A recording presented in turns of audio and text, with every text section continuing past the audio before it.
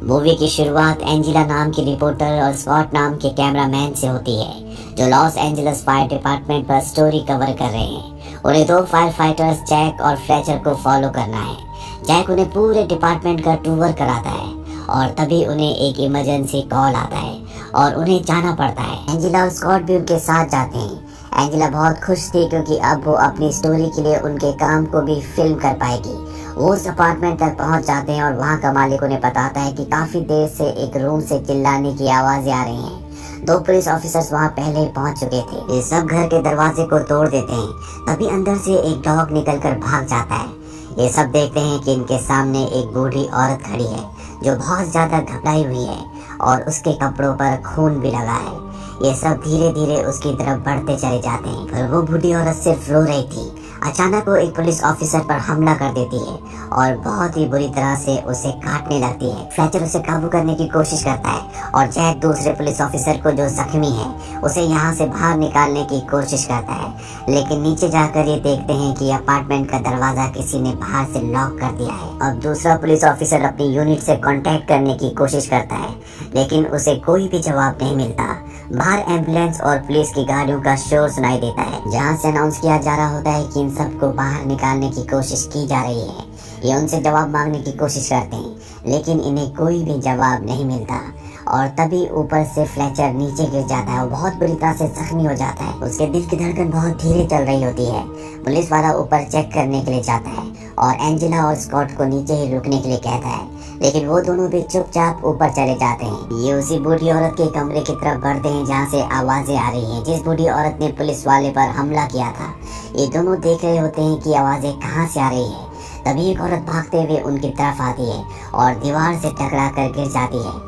शोर सुनकर जैक भी वहां पहुंच जाता है। वो उस औरत को चेक करता है तो उसे पता चलता है कि वो अब मर चुकी है। तभी वो बूढ़ी औरत भी अंदर से बाहर आ जाती है। उसके कपड़ों पर खून लगा होता है। ये समझ जाते हैं कि वो औरत इसी से डरकर भाग रही थी और इसी की वजह से वो मरी है। साथ ही फ्लेचर को भी इसी ने ऊपर से गिराया होगा। पुलिस ऑफिसर उसे हाथ ऊपर करने के लिए कहता है, लेकिन वो उनके ऊपर हमला कर देती है। पुलिस वाले को उस पर गोली चलानी पड़ती है, जिससे उस बूढ़ी औरत की मौत हो जाती है। इसके बाद ये सब नीचे जमा होने लगते हैं। अब ये एक दूसरे कमरे में जाते हैं जहाँ पर एक बीमार औरत होती है और उसी कमरे में एक चूहा भी होता है। आमतौर पर चूहे इंसानों को देखकर भाग जाते हैं, लेकिन ये चूहा ऐसा नहीं करता, बल्कि स्कॉट के ऊपर झपट पड़ता है। स्कॉट को उसे कुचलकर मारना पड़ता है। इस अपार्टमेंट में एक फैब्रिक फैक्ट्री थी और जैक उसका शटर खुलवा देता है। वो वहाँ से बाहर निकलने की कोशिश करता है, लेकिन वहाँ पर अब कमांडोज आ जाते हैं और वो इन पर गन पॉइंट कर देते हैं और इन सबको अंदर ही रहने को कहते हैं। दरअसल इस बिल्डिंग को अब सील किया जा रहा था। यहाँ पर किसी का फोन, न टीवी, न रेडियो, कुछ भी काम नहीं कर रहा था। जैक सेकंड फ्लोर पर जाकर बाहर निकलने की कोशिश करता है, पर कमांडोज वहाँ भी आ जाते हैं और उस जगह को भी सील कर देते हैं। अब अंदर जितने भी लोग होते हैं वो सब पुलिस वाले पर ब्लेम करने लगते हैं, क्योंकि वो भी गवर्नमेंट के लिए ही काम करता है, लेकिन इस बारे में उसको कुछ भी नहीं पता। लेकिन सब इतने परेशान होते हैं कि वो पुलिस वाले के साथ धक्का मुक्की करना शुरू कर देते हैं, लेकिन वो अपनी गन निकाल लेता है, जिससे सब के सब पीछे हो जाते हैं। अब यहाँ पर एंजेला एक छोटी बच्ची को, जो कि बीमार होती है, उससे सवाल पूछना शुरू कर देती है। वो बताती है कि वो अपनी मॉम के साथ यहाँ रहती है। उसके डैड उनके डॉग को लेकर भाग गए थे क्योंकि वो बीमार था और अब उसके डैड बाहर हैं।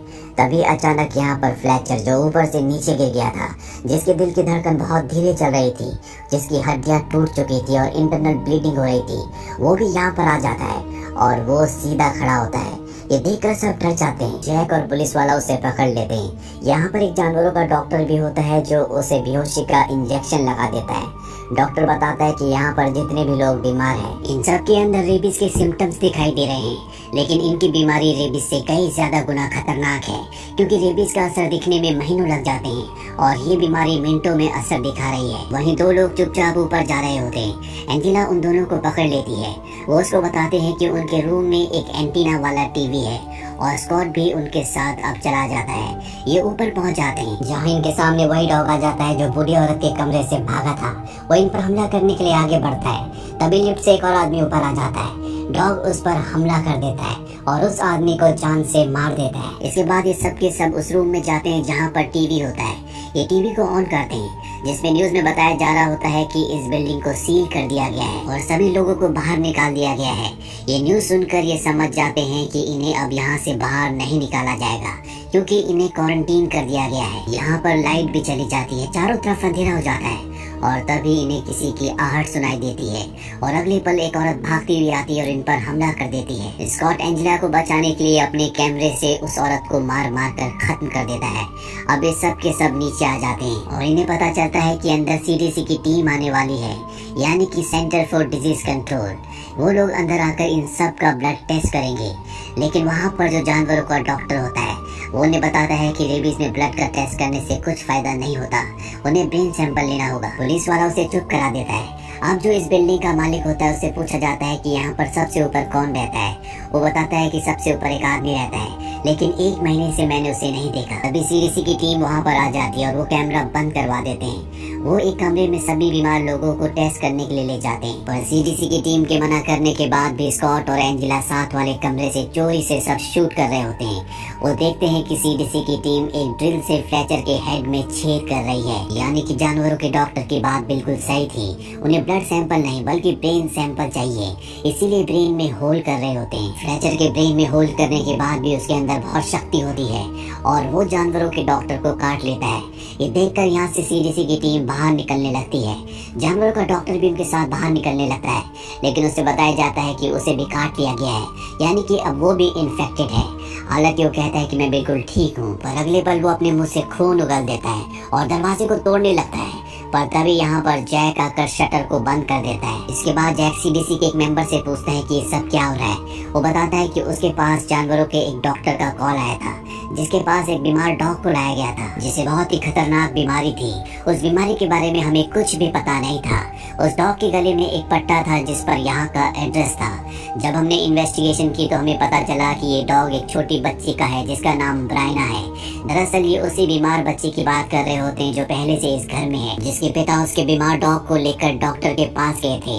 अब यहाँ पर सबको पता चल जाता है कि ब्रायना भी इन्फेक्टेड है, इसीलिए सीडीसी की टीम उसका टेस्ट करना चाहती है, लेकिन टेस्ट के लिए उसके ब्रेन में होल करना होगा। इसलिए ब्रायना की मॉम साफ साफ मना कर देती है।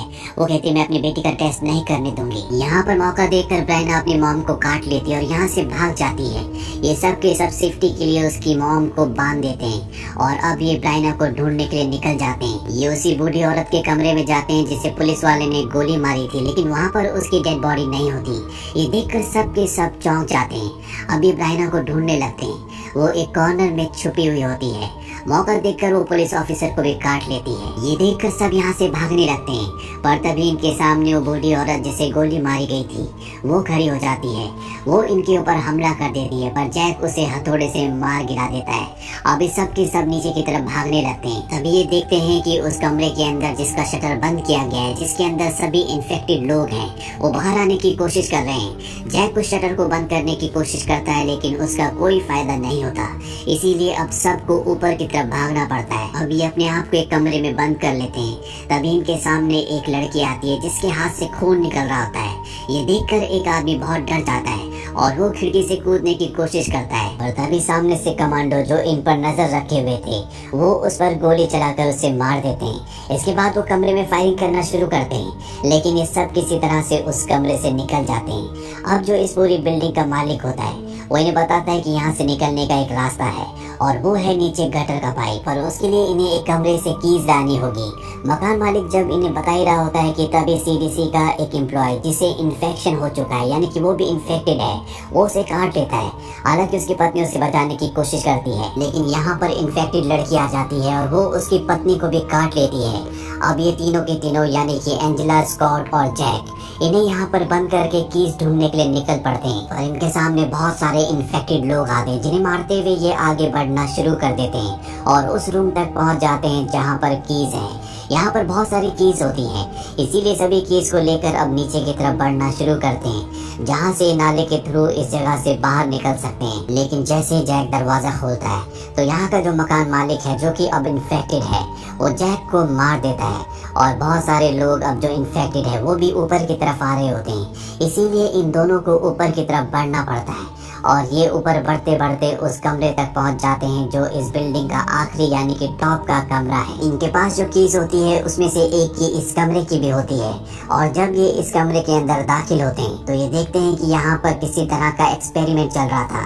दरअसल यहाँ पर बहुत सारे इक्विपमेंट्स होते हैं। ये न्यूज़पेपर की कटिंग भी देखते हैं जिसे देखकर इन्हें पता चलता है कि यहाँ पर जो आदमी रह रहा था वो डूम्सडे कल्ट का मेंबर था। ये एक ऐसी ऑर्गेनाइजेशन होती है जिसका मानना होता है कि इस दुनिया में कयामत जरूर आएगी और अगर इस दुनिया को ठीक करना है तो कयामत का दिन जरूर आना चाहिए, तभी एक नई शुरुआत हो सकती है और ये खुद भी चाहते हैं कि कयामत का दिन आए। यहाँ पर जो आदमी रह रहा था उसने मिलिट्री की लैब से एक वायरस को चुराया था जिसका नाम था आर्मागेडन वायरस, जो कि रेबीज से बनाया गया था।